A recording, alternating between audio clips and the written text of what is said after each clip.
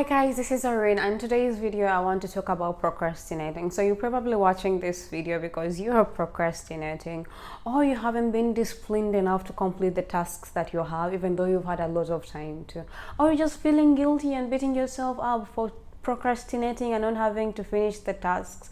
But what do I know? Maybe I'm wrong, maybe I'm right. I used to be a big time procrastinator, and most times I used to procrastinate when the task was so challenging, so I could feel intimidated by it, and then I could get anxiety and don't want to do it anymore, then push it further till it's due date and I haven't done it yet. Or the task was like so simple, and then I could just think to myself, it takes only 5 minutes or 10 minutes, I'll do it, I still have time. Then the next thing I know, it's due date and I haven't still done it yet. Then I feel guilty and beat myself up, and sometimes I could get distracted by a lot of things, maybe snacks. By the time I'm done with a snack, I don't want to do the task anymore, I'm not interested and I'm not motivated enough.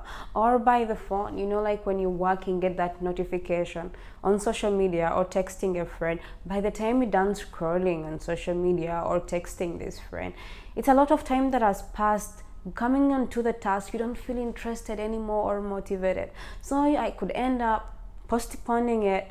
And that could just happen over and over again till I was like, you know what, I'm tired of being this. So I'm going to share with you 4 things that have helped me stop procrastinating. So I do these things every day. I don't miss out any because I'm afraid I might go back there. They'll become habits, they'll become part of me, and I hope maybe you might find anything that might help you too.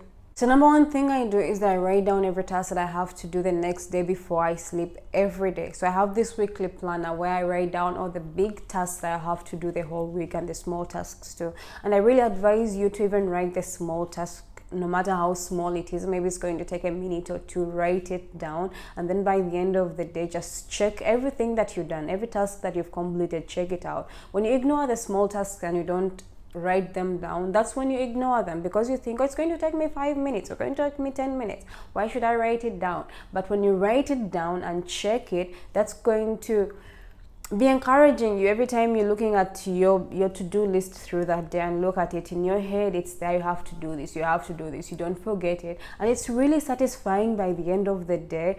After looking at that to-do list, when you have checked everything out, you feel proud of yourself. At least for me, I do. I feel proud of myself, and then it will encourage me to do the same thing the next day. Second thing I do before starting my tasks is that I turn my phone to either airplane mode or do not disturb. Have you ever noticed that when you're into the task or whatever you're doing and get that notification from maybe a friend or social media, you're going to want to check it, and when you do, you're going to find yourself relaxing and keep on texting or just scrolling through social media, and sometimes you get a snack to help you with that. Before you know it, you've spent a lot of time doing that and you're not interested in the task anymore, or you will want to postpone it. And let's say you're disciplined enough to just check this notification or reply to this message and get back to work. The thing is that you've lost most of your concentration time. You're going to need some more time to concentrate and really get back into whatever you're doing. And you may argue that, no, I really need my phone with me in case of any emergencies.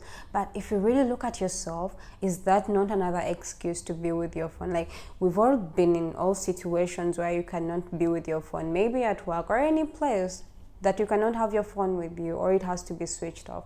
But have we all not survived that? So the third thing I do is that I reward myself every time I complete a task. So what I do is that I set a timer for maybe a 15-minute break or 10-minute break, and do whatever I could want to do if I'm to get distracted while doing a task. Maybe go through social media, maybe just look through my phone or have a snack, and this gives me something to look forward to when I'm doing what I'm doing, in case maybe I'm not even enjoying it.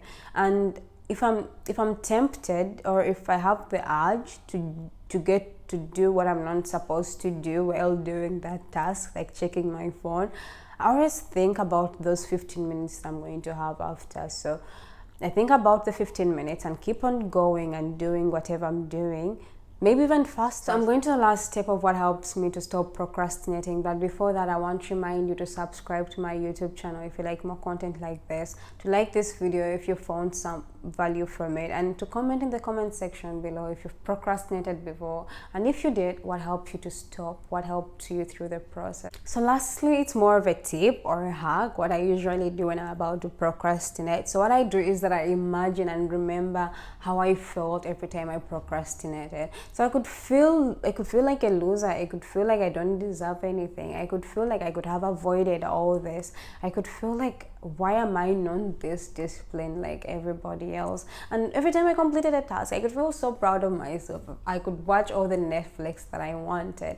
So I know maybe you're here because you've procrastinated and you don't feel really good about it. So I could really advise you to, every time you're about to procrastinate, every time you're about to postpone that task, just imagine how you're going to feel when you do and how you're going to feel when you don't. It really helps. At least it helps me most of the time. Another thing I want to say before I end this video is that it's really important to be disciplined enough. You see, you can watch all the videos in the world, you can read all the books, but when you're not disciplined enough to talk to your inner self and stop yourself from doing something you're not supposed to do, you're just going to be the same person every year, every month. Thank you guys for watching this video. Don't forget to subscribe and like this video if you found some value from it. See you in the next video. Bye bye. Have a great time.